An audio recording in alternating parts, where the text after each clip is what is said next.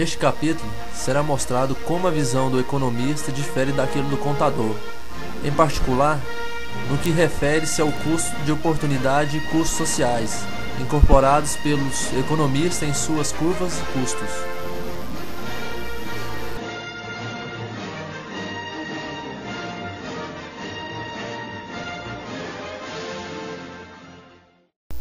Custos de oportunidade versus custos contábeis. Numa abordagem mais genérica, os custos de oportunidade representam o sacrifício que se faz em termos do que se deixa de produzir. Ao optarmos por uma dada produção, dada a escassez de recursos e supondo que todos estejam empregados, a escolha de sociedade de produzir, no exemplo clássico, mas manteiga sacrifica a produção de canhões.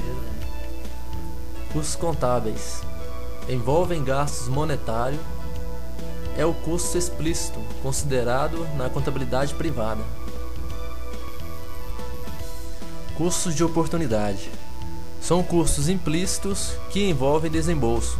Os custos de oportunidades privados são os valores de insumos que pertencem à empresa e são usados no processo produtivo, e que são estimados a partir do que poderia ser ganho, no melhor uso alternativo.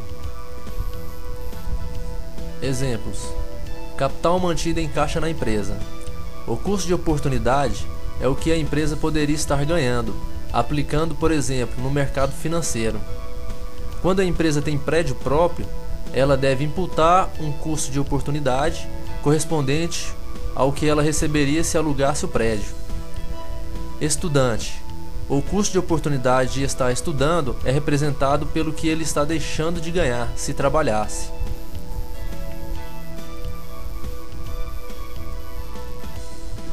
Avaliação privada e avaliação social.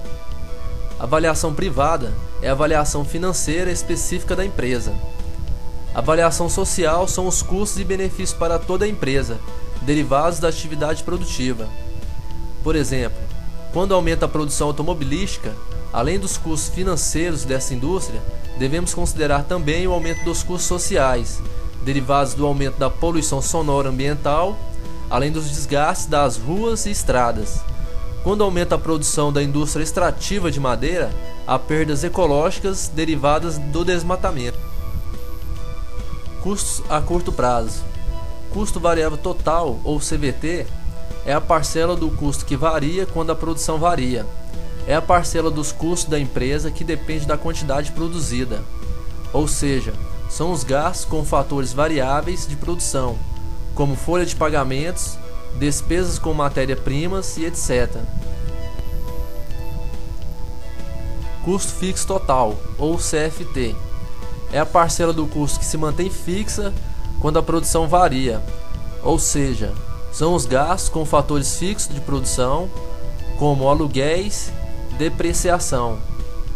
Custo total, ou CT, é a soma do custo variável total com o custo fixo total. O custo total só varia com o custo variável total, que depende da quantidade produzida.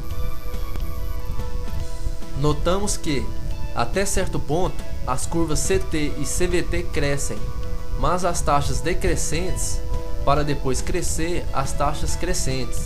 Significa que, dada certa instalação fixa, no início o aumento da produção dá-se a custos declinantes.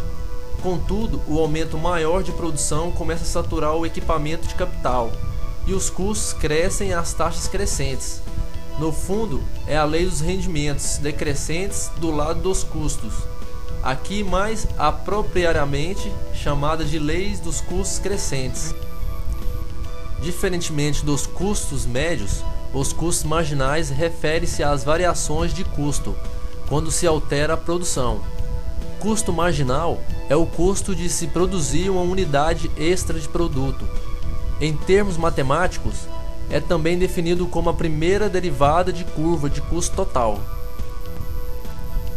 Custos a longo prazo. Como foi visto, o longo prazo é um período de tempo no qual todos os insumos são variáveis. Não existem custos fixos. Todos os custos são variáveis.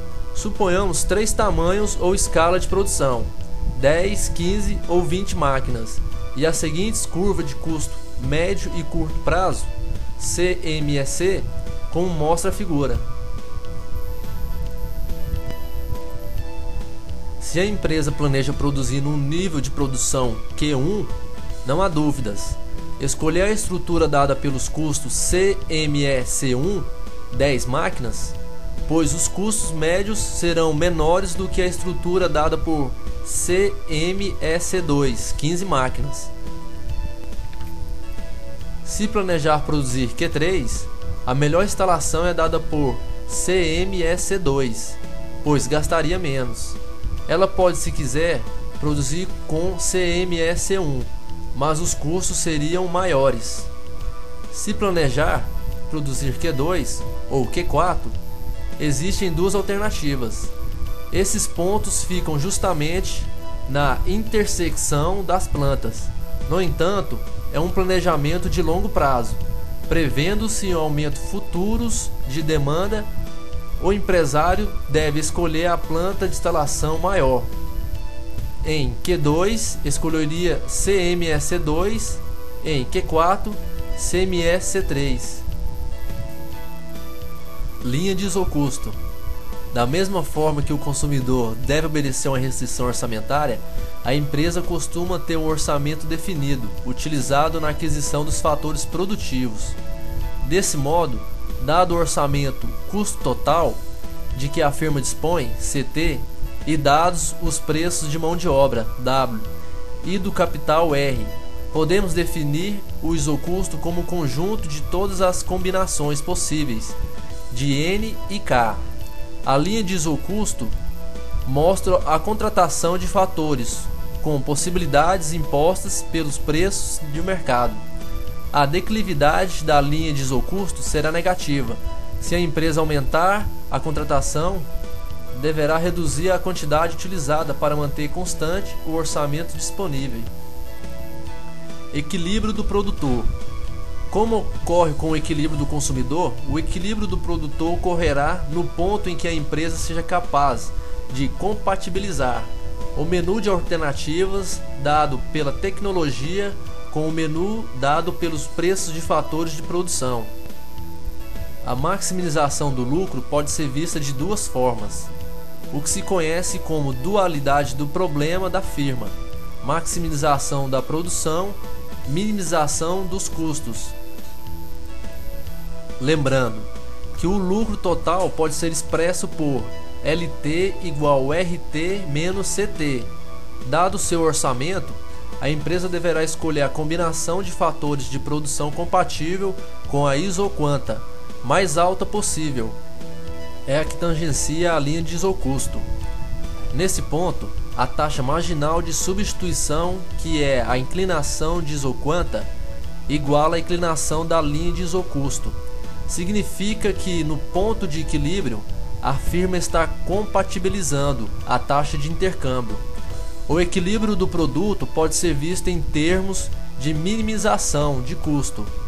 Dado assim o nível de produção que a firma deve atingir, a maximização do lucro implicará a minimização dos custos, pois a produção total é logicamente a receita total já estão determinadas. Ixi, mas tá